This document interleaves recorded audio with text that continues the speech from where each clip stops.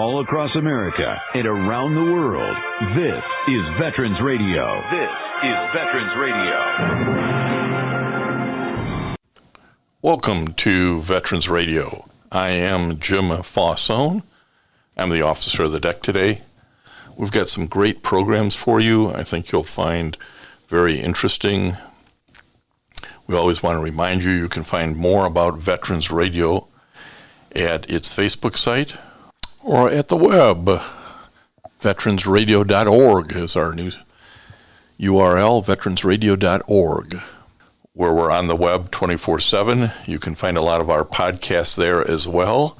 We post new ones every Tuesday, so you can get a new story, a new interview, something you didn't know before by going to veteransradio.org. And before we get started, we want to thank our sponsors.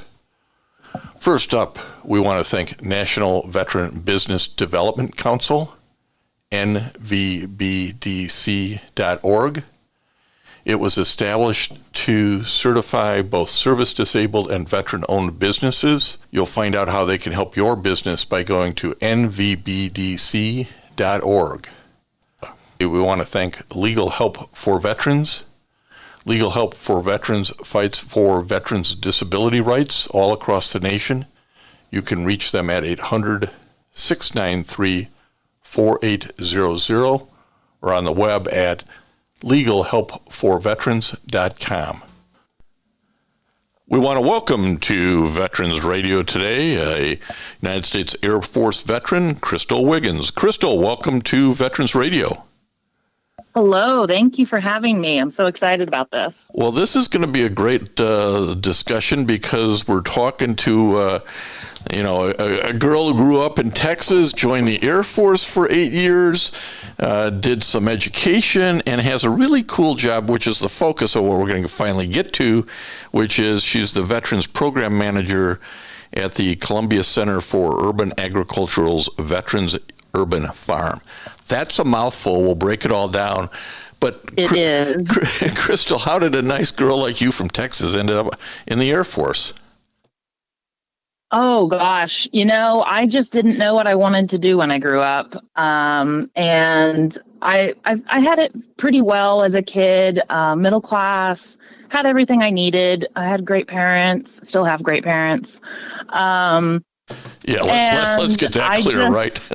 Yeah. They were and are great parents. They're definitely going to listen to this. But yeah, I just didn't know what I wanted to do. And I've always been fairly, wanted to be out on my own. I wanted to travel. I wanted to be able to take care of myself. And so, it's actually funny. I almost joined the Navy, actually. They're the recruiters that came to our classes first. And then my dad had been in the Navy and he was like, no, you don't want to do that. And then the Air Force guy came by about another month later. And I was like, Dad, the Air Force sounds even cooler. And so I ended up joining at 18. And then right after high school, I joined and went to basic training. Yeah. Well, Texas is a big Air Force area, and so that's probably some pull there as well. But, you were pretty typical in that you felt like, hey, I'm in high school. I'm not ready for college when I graduate. I don't know what I want to do, but I need to get out. Mm-hmm. And joining the Air Force allowed that. But I should point out, because we're not going to focus on this, but I want to mention it. You obtained your bachelor's degree from the University of Missouri at Columbia. You are just shy of getting your master's in social work from the University of Missouri. Correct. But it all kind of started with this kid who wasn't really ready for college by doing some community college work. Tell us what you did. Yeah, so I did actually struggle all through school. I actually recently found out while I was in grad school that I had undiagnosed ADHD. So school was really hard for me growing up. I struggled through it, but I did well. I still got my A's and B's, but I had to try really, really hard. And I just wasn't excited about college. So the Air Force sounded a whole lot better, more fun, give me some time to grow up and make some money and then have the GI Bill. So I went in thinking I'm going to do 4 or 6 years and then get out. And then while I was in, I started changing my mind, and I was really loving it. I got my, I started taking classes to get my Community College of the Air Force Associate's degree in avionics, systems technology, and it wasn't that bad. I realized that, you know, yes, school is school, but, you know, I was taking, you know, one or two classes at a time, and I ended up knocking it out pretty quickly, the classes that I needed to finish up getting that associate's degree. And then when I cross-trained into meteorology, the schooling was so long and I had all the other prerequisites already done. So boom, a second associate's degree. Right after I finished all the upgrade training and everything like that, I had an associate's in meteorology. So that, I think those two things really gave me the confidence that I needed to be able to get out of the Air Force to pursue my passion for management, for business, for leadership. All of those kind of things were the things that I loved the most about serving. And like most of us, you know, there's always good and bad supervisors, and you learn a lot from both if you're smart enough. And I did that. And so when I got out, I had the vision that I wanted to eventually, you know, become an entrepreneur and be the leader that not just that people wanted, but that people needed. And so, I got my business degree. I graduated in May 2020 during COVID. So unfortunately, I didn't get my graduation ceremony, but that didn't stop me, because about 1 year later, almost exactly 1 year later, I came back and started my grad degree. And I'm just a few classes shy of obtaining the master's in social work. Well, I think it's a great story for veterans as they might tell their kids or grandkids, nieces and nephews that, if you're not ready for college, the military may be the right way to go. And did you even know that they have a community college of the Air Force, and all the other services have something similar to aid in that next step in education as people go along? So I wanted to highlight the Community College of the Air Force. No, I think that's great. And I love being a part of that story, because it really has been transformative for my life, going from a girl that really struggled to and, even thought of myself as not smart for most of my life up to, within the past few years. I was like, oh, you know what? Like, I'm not dumb. I just, I have some challenges, but that doesn't mean that I'm not capable. And through getting into grad school and doing really well in my classes, I really learned to appreciate my own intelligence, and what the Air Force set me up for was success for later in life. Well, you can just hear the confidence that Crystal has as a result of that. And I do want to poke a little fun maybe at some of your work in the Air Force, because you were a weather forecaster in Tucson, Arizona. What do you got to say other than it's another beautiful day in Tucson? Yeah. Funny enough, I actually didn't do any forecasting for anywhere in Arizona. I was assigned to the Pacific Northwest, and I had an 11-state area that I supervised, multiple forecasters below me. And so we did basically Washington and Oregon all the way across to the edge of Nebraska, like that whole northwestern side of the states. And so we did all the military bases and installations and all of that for Army and Air Force. Oh, that's interesting. Yeah, I have a friend who's a professional meteorologist, TV meteorologist here in the Metro Detroit area. Was also with the Air Force stationed at Hawaii. And I joke with him all the time, it's going to be the best job in the Air Force. It's another beautiful day in Hawaii. But as you say, it's much broader than where you're based, and interesting. Well, you've had you got out and have a number of sort of stops along the way, finding your passion, and one of them, the current stop where the passion is this veterans program on urban agriculture. Tell us about this. Yeah, so actually, when I was in my grad program, I met the previous veterans program manager, and the reason why we met is that I was looking for some food security for student veterans. And I was at the time this Mizzou Student Veterans Association president, and was noticing through my work as in the program, in the student body program, but then also my work as a work study student within the Veterans Center on campus, that a lot of veterans were food insecure. They didn't want to go to the resources that were available because, that like, oh, well, somebody else needs it more than I do kind of attitude, which is kind of typical for us. We're kind of stubborn and all of us military folks. So I met with Dustin Cook, who was my predecessor in this position, and we got to make a collaboration where the Veterans Urban Farm started bringing fresh produce to our conference room, or our break room area in the Veterans Center. And that's kind of where it all started. Dustin and I, from there, he kind of kept me informed of opportunities and education in agriculture, and I kept, trying to collaborate with the student body and the community resources in Columbia. And so once he decided he was moving on to his next career, he hand selected me for this position, and I jumped on it because it couldn't have been more perfectly aligned. Like, if you believe in God, that was definitely, there was some kind of magic happening in the world when this came into my lap. And so, I love working with veterans. I worked with veterans all through my undergrad and graduate degree. I went into social work specifically to focus on veteran issues.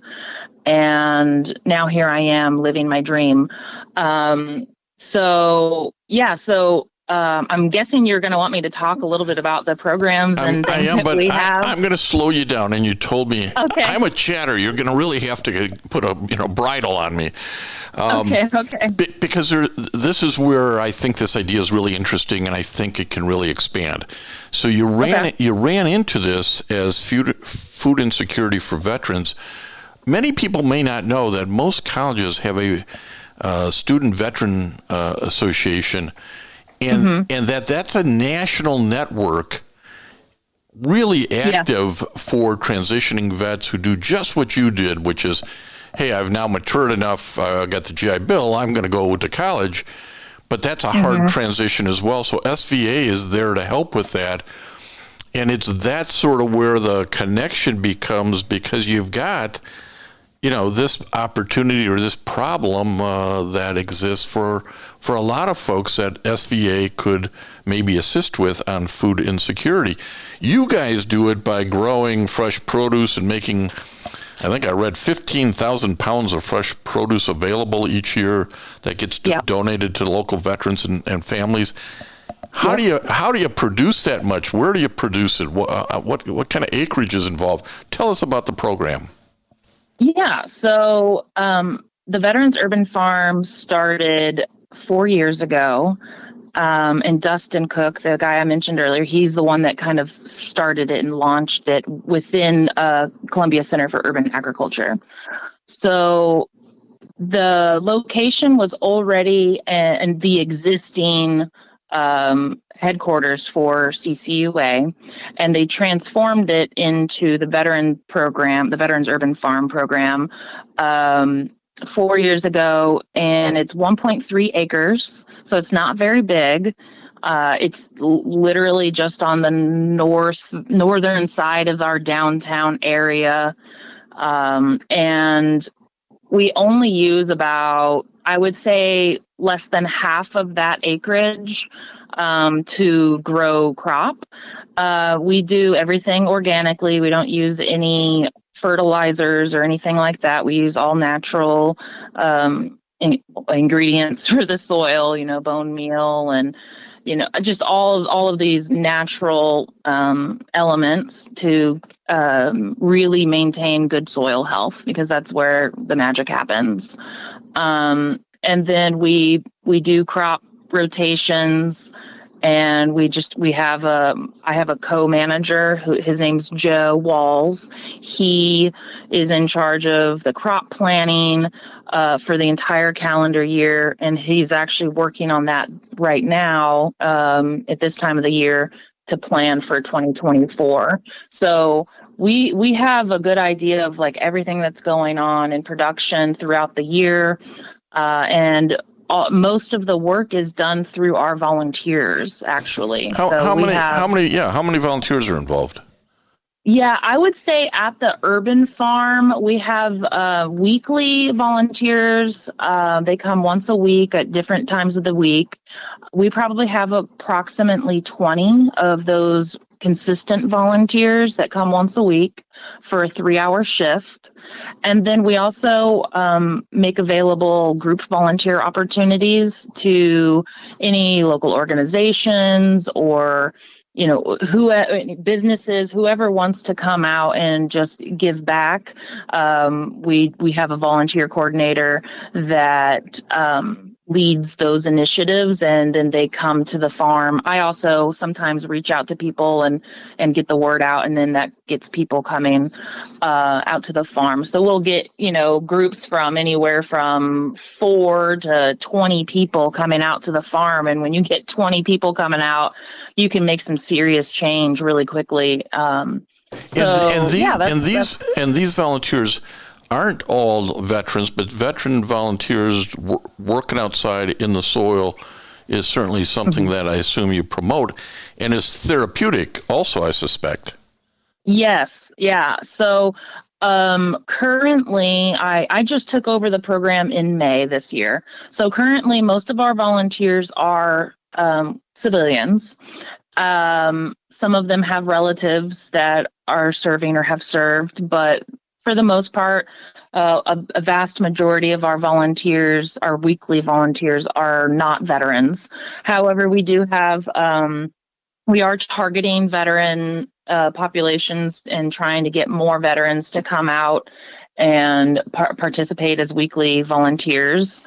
We have a volunteer shift currently that's on Tuesday evenings that I started once I got here at this position, and it's going really well. And yes, 100%, the environment is very therapeutic, not just for the reasons of being outside on a farm and, getting all this delicious food, but the people that work there and volunteer there, everybody has a very open mind, very, like a whole person concept, basically. Like, we view every single individual that comes on the farm as a unique person that has the opportunity to teach us new things. And so that's how we treat everybody, is just there's a lot of love and support and care for everyone that comes on the farm. Well, I always think it's great when you do something with your hands and you feel like, okay, I can look back and see what impact I actually had as compared to something that you don't know if you ever accomplished anything. But let's talk about what type of food, produce in this 15,000 pounds that are you growing on an annual basis? Yeah, well, it's pretty cool because we have a lot of autonomy to grow what we want and what works well. So, I mean, the farm's been producing for about 4 years, like I said. So we kind of have some data on like what's working well, what doesn't work well. But a lot of the basics, so onion, garlic, tomatoes, cucumbers, zucchini, peppers of all kinds, carrots, lettuce, mustard greens, collard greens, kale, sweet potatoes, radishes, turnips, beets. I mean, really, just there's a lot. That really, yeah, We grow that covers the universe there. Yeah, we grow a lot, and then we also have a peach tree that we dearly love because it has some fantastic peaches that grow off of it. And we just started an apple orchard about 2 years ago. So we're hoping that next year will be the first year that it's really producing a good amount of apples. So part of the program here, and we're talking to Crystal Wiggins, who's the Veterans Program Manager at the Columbia Center for Urban Agriculture's Veterans Urban Farm. That's the last time I'm saying it. It's way too long. Yeah, it's too long for me too. But this all really kind of started in your mind. Connecting some lines and dots was sort of food insecurity that veterans were experiencing as part of being students. How is the distribution of this food handled, and are you able to have an impact on that original concern? Yeah, so we take the food to currently right now what we do is we take it to 3 locations. We take food to the VA here in town, the Truman VA. We have a weekly on Thursdays from 10 to noon. We have a food market, basically a free donation food market where veterans and families can come and get what they want and leave donations if they can.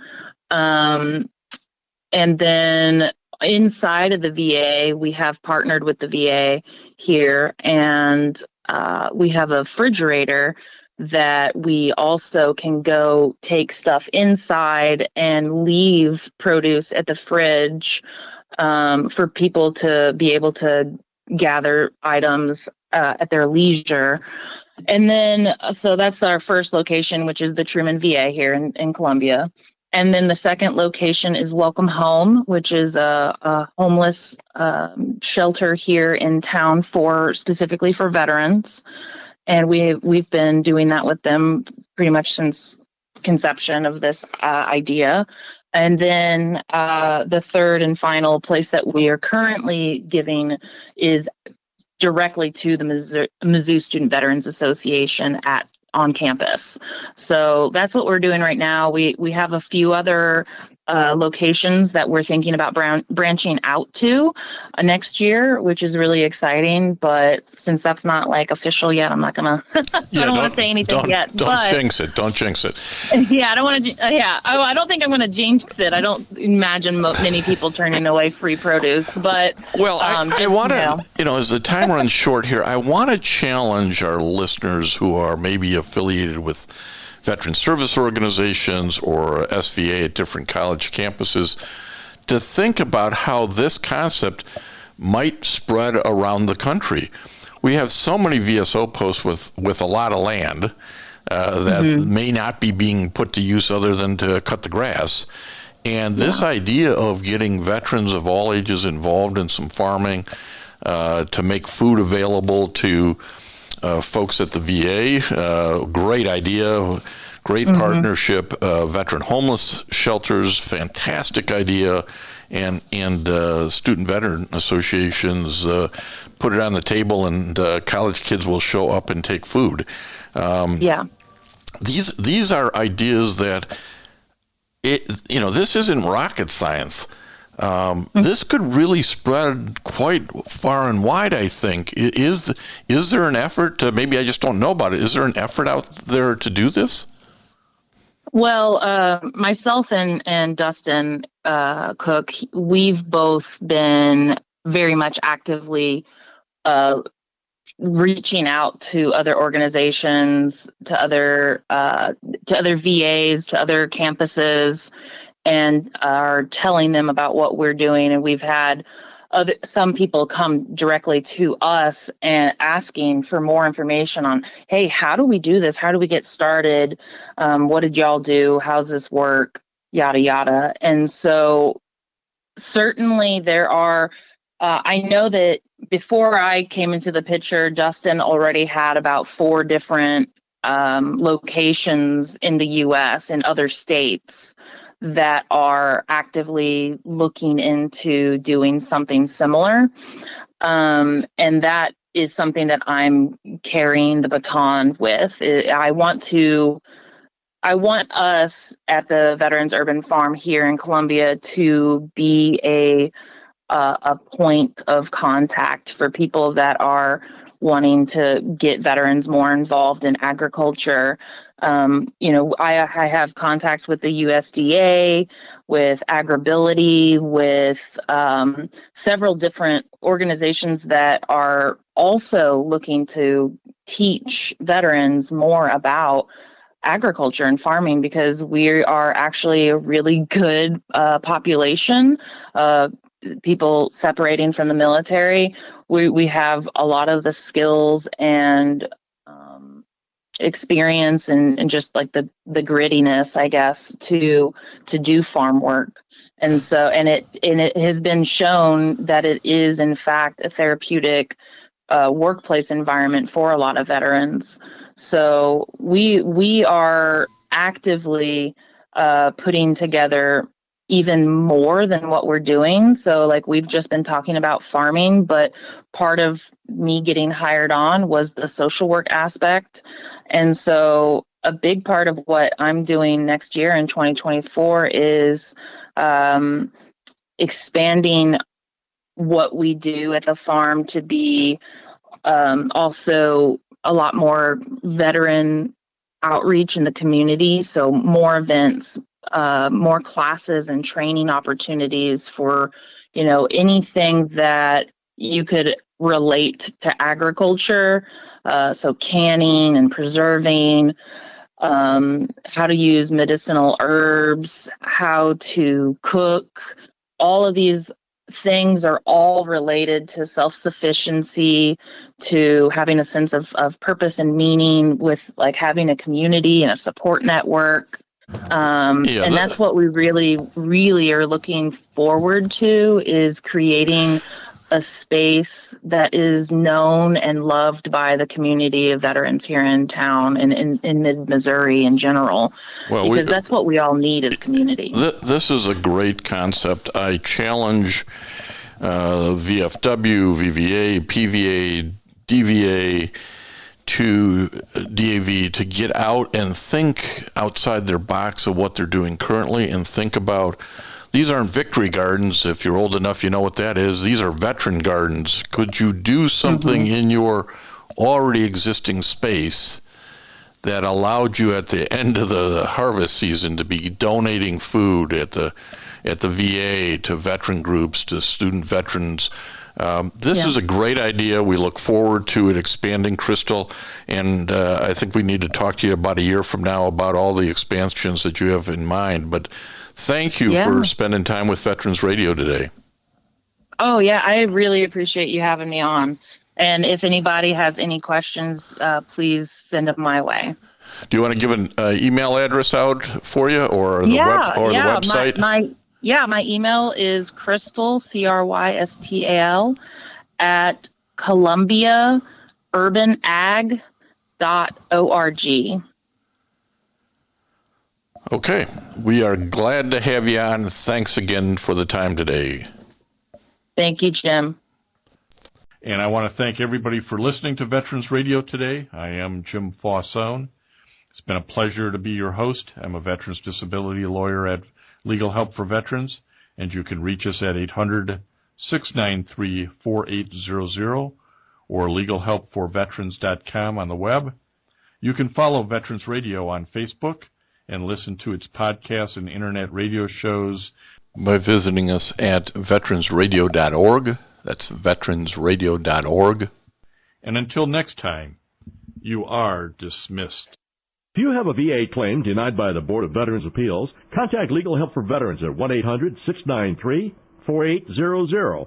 They're experts in handling cases before the U.S. Court of Appeals for Veterans Claims. Their number again, 1-800-693-4800. We again want to thank our National sponsors, the National Veterans Business Development Council, nvbdc.org, VA Ann Arbor Health Care System, the Vietnam Veterans of America Charles S. Kettles Chapter, Ann Arbor, Michigan, VFW Graf O'Hara Post 423 in Ann Arbor, and the American Legion Press Corn Post 46, also in Ann Arbor. We appreciate all your support. You can go to veteransradio.net, click on the sponsor level, and continue to support keeping Veterans Radio on the air. And until next time, you are dismissed. With Lucky Land Slots, you can get lucky just about anywhere. Dearly beloved, we are gathered here today to... Has anyone seen the bride and groom? Sorry, we're here. We were getting lucky in the limo and we lost track of time. No, Lucky Land Casino, with cash prizes that add up quicker than a guest registry. In that case, I pronounce you lucky.